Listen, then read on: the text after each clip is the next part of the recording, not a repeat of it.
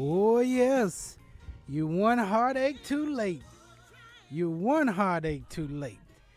That, my friends, that is by my special guest who I have on the live line with me this evening. I'm so honored to be on the phone with a living legend, someone that you all know very well. And let me just tell you, this person is a member of the Mississippi Musicians Hall of Fame, James Brown Just Blues Award recipient, Justice MLK Award, nominated for 4 Grammys, received Lifetime Achievement Award from the Monterey Bay Blues Festival, also has a Mississippi Blues Trail marker, and has many more accolades that I could also mention as well. I've got none other than Miss Misty Blue herself, the legendary Dorothy Moore. How you doing, Miss Moore? Oh, I'm doing wonderful, Brother Jacobs. How are you? I'm doing great, and I'm doing even better now that I'm talking to you. All right, then. Thank you so much. Well, thank you. Thank you for taking the time on a Sunday evening to talk to a young guy about the blues and soul and just this good music, and to talk about your illustrious career. Well, thank you so much. You know, I've been doing this for quite some time, and I was just telling my manager, I hope I have something to tell you that you'll be enjoying, your radio listeners will enjoy. Oh, I know my listeners well. We believe me, everyone has got their ears close to the radio right now. Well, that is good. That is good. You know, sometimes I forget some of the things that I've done over the years, you know, and when I get to talk with radio personalities such as yourself, it sort of bring back memories, you know, of all the things that I've done. So I thank you again for taking time out of your busy schedule to interview me. Absolutely, that's my pleasure. You know, I think the listeners would like to know, and I want to know. We'd like to know first. Could you just share with us a little bit about your upbringings, how where you were born and raised, and what kind of music were you listening to? Some of the musical influences in your life. I was born in Jackson, Mississippi. My great-grandmother raised me, and I still make my home in Mississippi, in Jackson, as a matter of fact. And I started in the church choir. I was a lead singer of the church choir. Started at an early age of 5. And, that I think that's where I really got my start as far as learning how to use a mic. When I first started singing in the church, we didn't have a mic. Okay. But later on, eventually, we started using mics, and my pianist, who played for our church, taught me how to use a mic, and she told me to let the mic work for me. And I learned how to do that, and I'm just so thankful for that. And then later on, I went on to different schools here, to public schools here. I went to elementary school called Smith Robinson, that later on became a museum. And then I went to a high school that's entitled Lanier High School. I hope some Lanier students who went there might be in Chicago, in that area. Okay. Or in that other area. And I went to Jackson State for a short while, because that's when my career really started. Oh, really? But tell me. me. Yeah, I used to started out doing talent shows at an early age in my hometown, Jackson, Mississippi. I started at a place called the Alamo Theater. Okay. It was sort of similar to Apollo, but the only thing about Apollo is a movie theater. And every Wednesday night we would have different talent shows, and I didn't live but several blocks from that particular theater, and I used to go down there on Wednesday night to appear in different talent shows, and I call that particular place my classroom. Okay. What I'm doing today. Oh my goodness! What were some of the songs were you singing in the talent show? When I was 12 years old, singing before a paying audience. Oh my goodness! What were some of the songs that you were singing at the talent show? What were some of your favorite? You remember some of the songs you were singing? Oh yeah, I also used to sing. Well, I was singing blues, believe it or not. What? I just did it because it's just something that I could do. It was sort of like, I guess, a basketball player or a typist or a teacher or anything else. It was just something that I could do. I didn't think that I was going to make it a career of anything, but some of the blues I did by Aretha Franklin.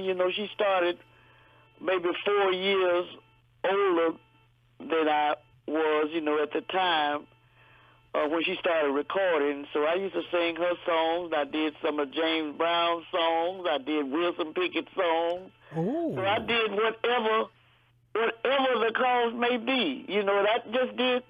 And then, they had a house band there at the movie theater, and so this particular band played for everybody.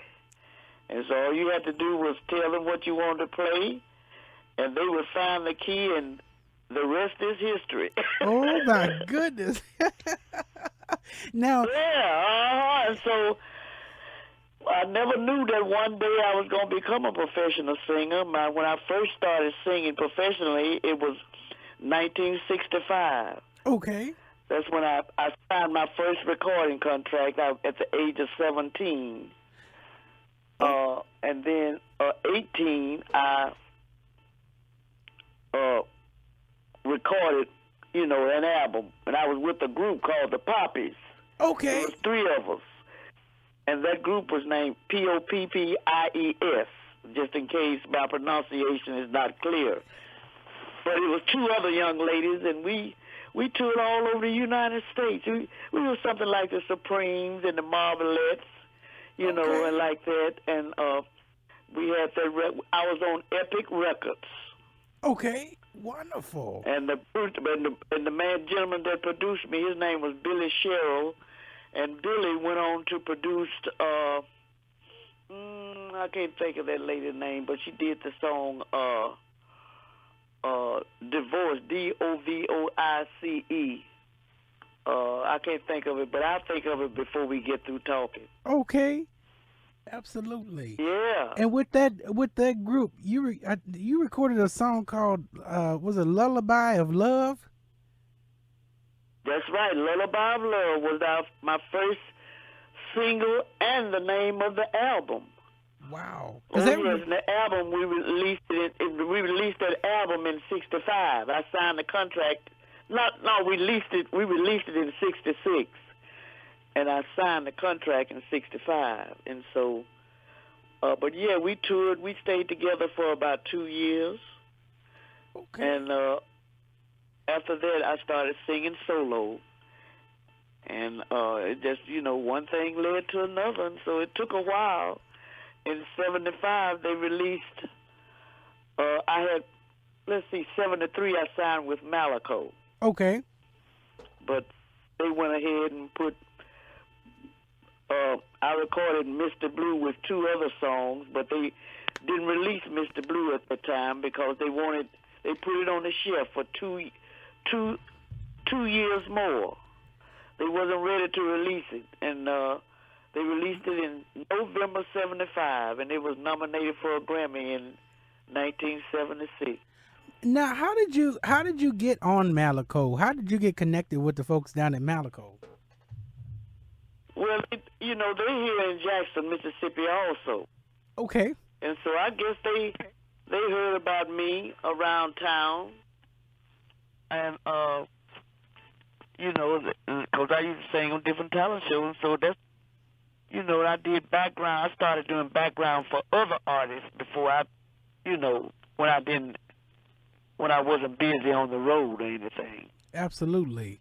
And so, but they discovered me. I used to do background for them for King Floyd, Gene Knight. I'm on that background song the gene I had out, Mr. Big Stuff. Yes. I don't know if you ever heard that song. You know that song that said, "Oh yeah, Absolutely. oh yeah." Well, that's Dorothy Moore. That's Dorothy Moore when she was a young tenderoni. What?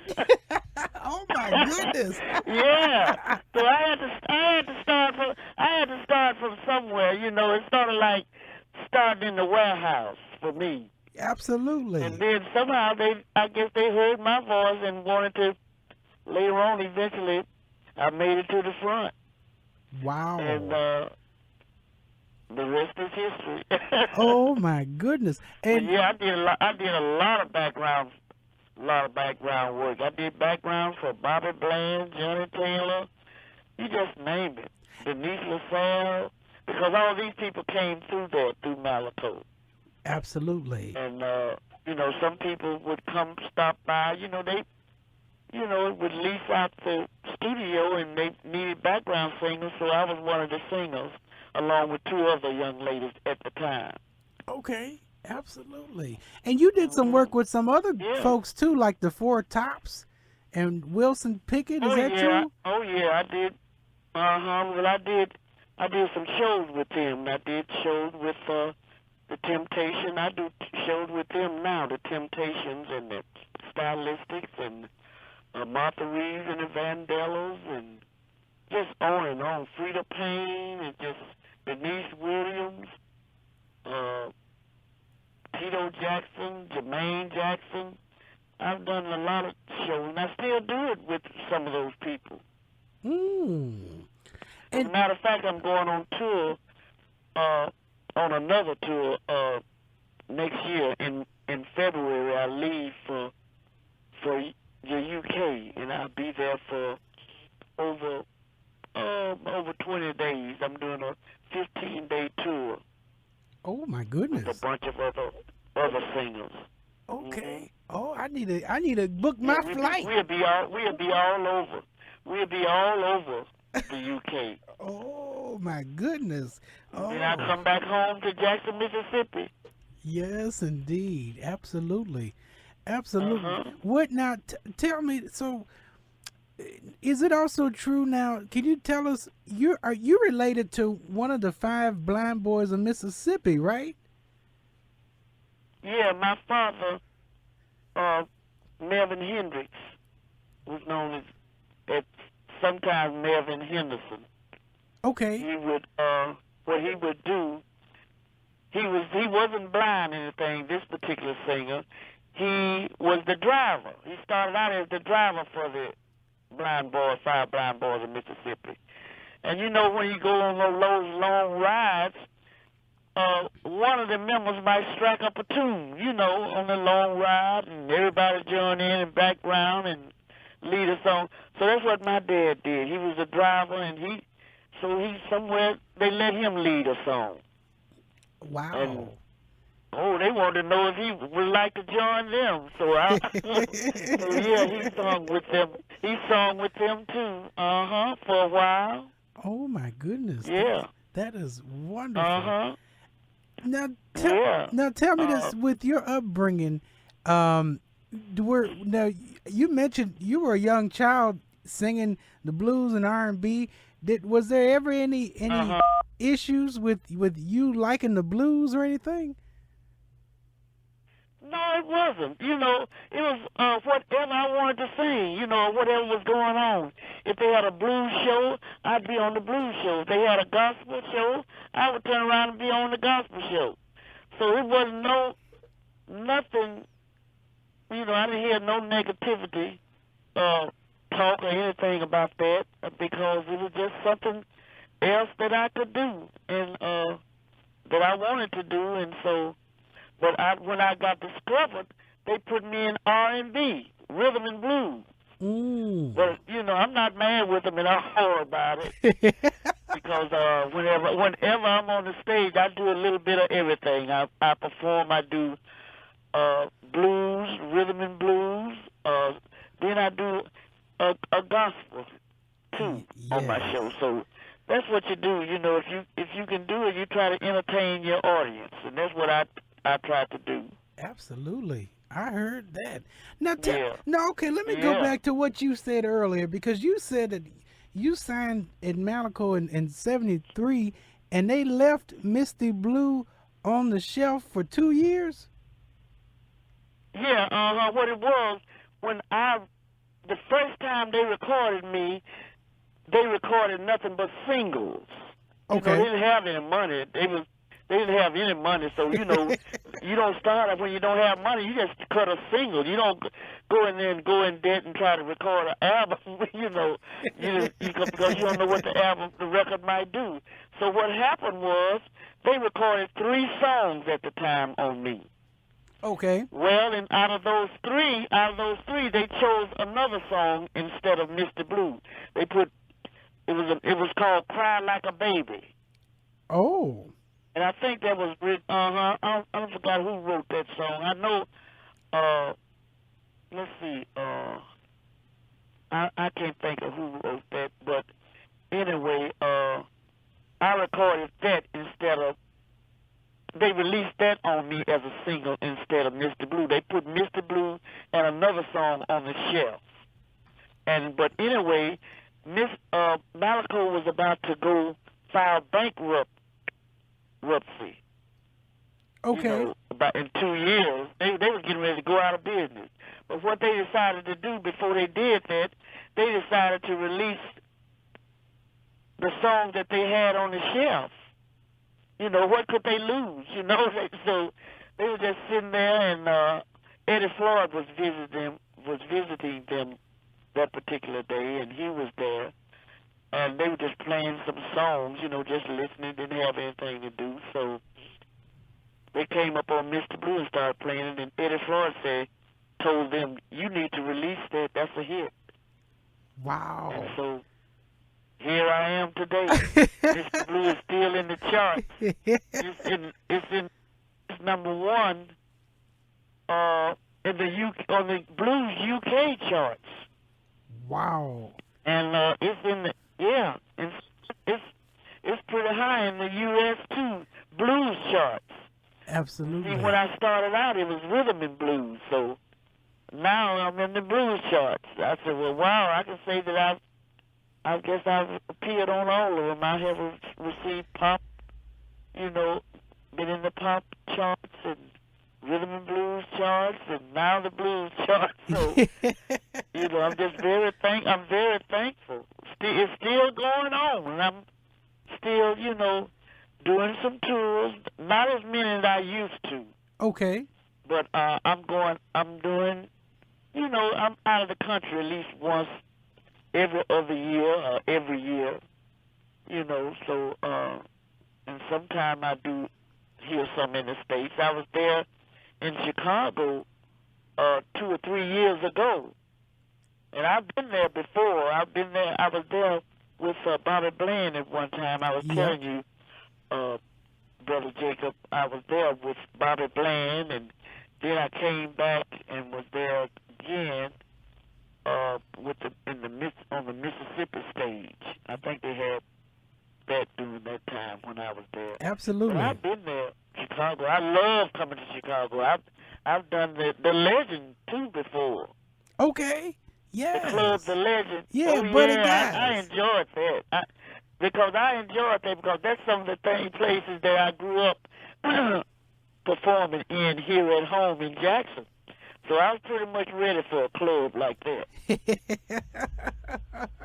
Absolutely. That's when I go down in my duffel bag and pull out my blues. Yes. Yeah. I know that's right. Oh yeah. Now, let me. You got to make everybody happy now. That's right. Absolutely. What? Tell me this. Yeah. I'd be curious to get your input. What do you think when you look back on your career and your experiences? What are some of the? Can you give us an idea of what are like the pros and the cons of being in the music business? And what does it look like being on the road and working entertaining crowds? Can you talk to us a little bit about that? Well, I have to speak as far as Dorothy Moore. I can't say anything for others. Okay. It can be hard. It can be hard, especially for a female out there, and what have you. But you got to love it and have everything together. I enjoy having a band. I don't care anything about tracks. I don't. People sometimes they try to book me with just tracks. Mm-hmm. I don't like to do that. I don't do tracks. I do live musicians. Yes. I enjoy looking at the lead guitarist or the bass guitarist or the drummer, and just look in their eyes and enjoy that stuff, Absolutely. Live. I mean I say that program music sometimes can sound like a rubber band. Ooh. You hear the drum. You hear the drum. You know what I mean. If you don't know how to do it, it's bad sometimes, but sometimes it's good. Yes. But I like the real musicians. And another thing I like to tell, especially the young people coming up, if you have to sign a recording contract or any kind of contract or what have you, like that, I think you should get an attorney to read those contracts. Okay. Because because there's some things there in those contracts that says A party, B party, all that kind of stuff. Absolutely. That you can't understand. Absolutely. And sometimes you don't even have to say anything in some of those contracts. It can, be against you just because you didn't put it in the contract. Right. So I advise all the young people to get an attorney before they sign with any recording contract. With any, and get your own lawyer. Don't use the studio's lawyer. Absolutely. Because the studio are looking out for the record company is looking out for themselves. They're not looking out for the artist. Absolutely. You get your own lawyer, that lawyer will look out for you. Absolutely. What's best for you. So I like to advise people, that's up and coming, in the business today to do that. Now, since you're talking about that, it's almost like you're in the studio looking at my question sheet. Because okay. And the other thing I like to say before we get off of that, don't stop trying to do the very best you can to entertain your audience. They should continue on to do. Sometimes artists, after they make it in the business, they kind of slow down as far as trying to please the audience.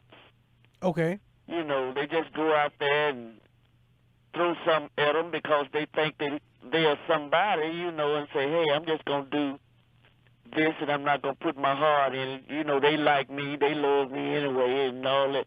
But don't do that. Go out there and do the same thing you did to try to get into business. Absolutely. Work hard. Absolutely. That's great advice. Wow. Yeah. That talking about some great advice from Dorothy Moore. Everyone, you're listening to Blues and News with Brother Jacob, and I'm on the live line right now with the legendary Dorothy Moore, calling from Jackson, Mississippi. Mississippi. Yeah. And we're talking about her career in the music industry, some of her experiences, and some good words of advice. Let me ask you this now. You've gotten so many different awards and acknowledgments. My question for you is there anything that you're still working to achieve right now? Is there something that you would still like to achieve at some point? I tell you, it's so many things that I didn't expect to achieve until I would know what I would, anything they give me, I want it. I have not too long ago, well, they getting ready in May sometime. I'm letting something out that hadn't been said, but they are getting ready to put my face in bronze in a museum, along with a couple of other blues singers, and I think Bo Diddley is one of them, and myself and another gentleman. I'm the only female that will get that. Wow. That praise, and I'm just so thankful for that. I never expected that in my lifetime. Oh my goodness! It just only thing I could do now is just maybe get the opportunity to record with some other artists, stars who have made it and done some great things, and I would love to maybe do that every now and then with artists like that. But other than that, I can't think of too much. I've done a gospel album before. Yes. I recorded a gospel album that went on to in the top 10. I recorded that in '86. Kenny Rogers, keyboard player, produced that album. It's entitled "Giving It Straight to You." You probably can go and look on iTunes and find it. And Kenny Rogers did the album cover itself. Okay. And so, so I've done a gospel album. I hope to do another gospel album. I plan to maybe eventually do another one day. Yes, I know. So that's where I got my start. I'm so thankful to God for Him giving me the opportunity and for what I'm doing today. It's all Him, Jesus. Because if it hadn't been for the Lord, I wouldn't be where I am today. I wouldn't. And He gave me the gift to please people and try to make people happy and like that. And so I'm just so thankful that He has able me to do several genres of music if I would like. I can do jazz too. I haven't done it yet, but I can do jazz. I've already done country. Mr. Blue was country before I recorded it. Oh wow. Other people recorded it, and it was country. It was a country song, and I've recorded many country songs. Funny How Time Slips Away. I recorded one called Funny How Time Slips Away was written by Willie Nelson.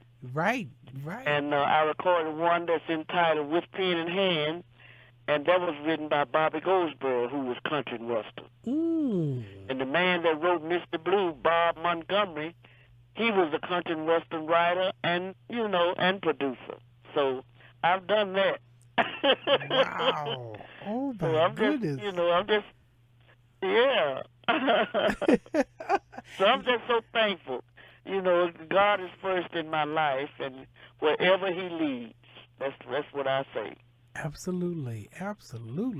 Now, let me ask. Now, you mentioned that you were going on tour next year to the UK.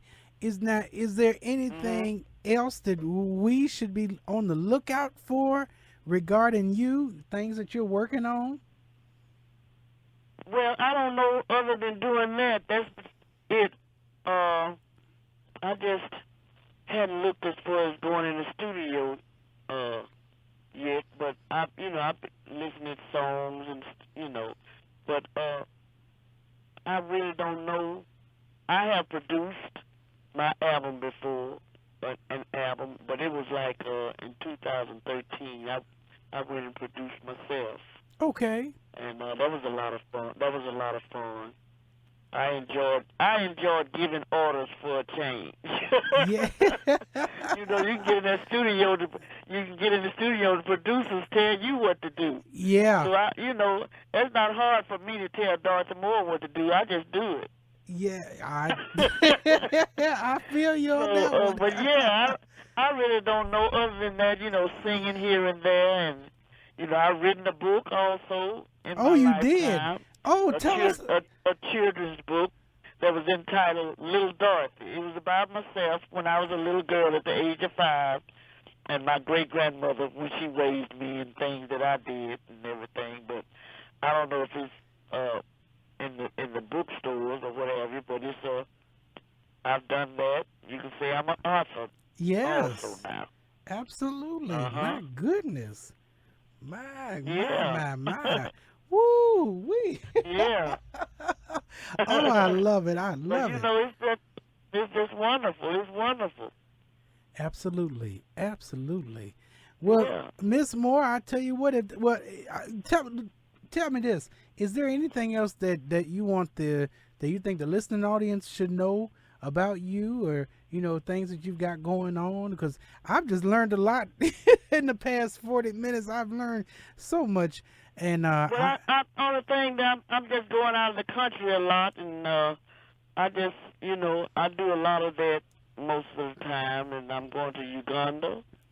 okay, We'll wow, be doing that next year too, and but other than that, I'm just having fun, and I have grandchildren. I have three, and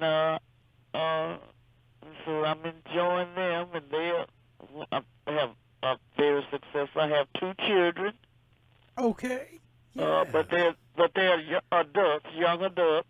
My daughter is a pharmacist, and my son is he is an executive with Nike. He's living in Tennessee, okay. and so I'm very. They have made me so proud of them, especially with me being an entertainer. I never was at home, so they went on to do something great to make me proud of them. So. Oh, that is wonderful. Oh, that is wonderful. Yeah. My goodness, that is wonderful. And I'm so thankful. I'm so thankful for what you're doing, Brother Jacob. Keeping our music alive, the blues and rhythm and blues, and and all of that. And I like to thank you because you all keeping our music and keeping it going, and I appreciate that. And I like to thank you very much for taking your time out to interview me. And I want to tell the radio listeners that I love them, also, and I'm thankful to them too for giving me the opportunity to get out on the stage and do what I love to do best. Absolutely. Absolutely. And I thank you. I thank you for recording that good music so I can have something to play. All right, then. All right. Yes, indeed. I tell you, it's great. I'm really, I love Mr. Blue, but I tell you right now, I'm really digging that song I was playing earlier. I was playing One Heartache Too Late. One Heartache Too Late. Yeah, is that the one on the More CD? Yes, it is. Is that on the More CD? Yes. Oh, yeah, okay. I recorded so many until and so I'm telling you, it's just... All right then. That was a fun song to cut. I got a few people I need to tell to send that song to. I need to tell. My Lord. Wow. Wow, that's great. That's great. Anyway, Miss Moore, but before I let you go, are you still willing to do that promo for the radio program? I sure will be glad to do it. Okay. I will be. Okay. Well. Okay. All I need you. All you can. What you can do. You can. You told me what to say. Yep. If you told me what to say. And you can go whenever you're ready. I wrote it down right here. Okay. Hello, this is Dorothy Moore, and you're listening at Blues and News. All right, that works. Is that it? That works. I remember you telling me to do it now. Okay, then. I wanted to say that I also recorded Mr. Blue in one take, too. Really? That's the reason I thought about telling you that, because I just did that in one take. What? But, Mr. Blue was recorded. I went in the studio and recorded that song in one take. And that's what you're listening to. The one that you listen to, whenever you listen to it, I just went in there and recorded it. And they went on and released it. Did you have an idea that that would be And a hit record? Not at all.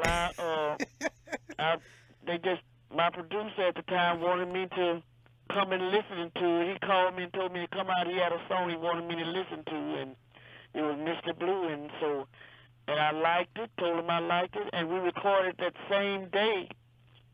And, like I told you, when we recorded it, he put it on the shelf, though, for 2 years. Right. And before they released it, I told him to wait before you release it. There's something I want to put on there, because the beginning of the song was too long, the music. And then I went in and put that hum on that, that hum at the very beginning. Yes.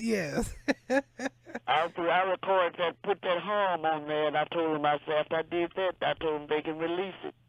Wow. And that's what they did, and they released it, and it was nominated for a Grammy in 2 categories. Ooh, my Lord. Uh-huh. My. And so, okay, it's Well, been great talking with you. And again, thank you so much. Well, thank you. And, we're going to have to try to figure out a way to get you up here to Chicago, because the people in Chicago want to see you again.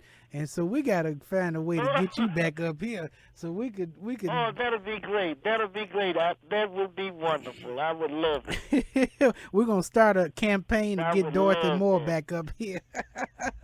Yes, indeed. Oh, wonderful. That is wonderful. You're so kind, Brother Jacob. And thank you. And I'm going to have to come down to Jackson, Mississippi, too, so I get some of that good food down there. We got a lot of blues down here. We still have a lot of blues going on down here. Every Monday night you could come to a blues. We have a blues club. It's not blues club, but they play blues, live blues every Monday night at a place called Hal and Mal's. Okay. All right. That's HALSMALS. Okay. Hal and Mal's, and they have blues every Monday night there. Wonderful.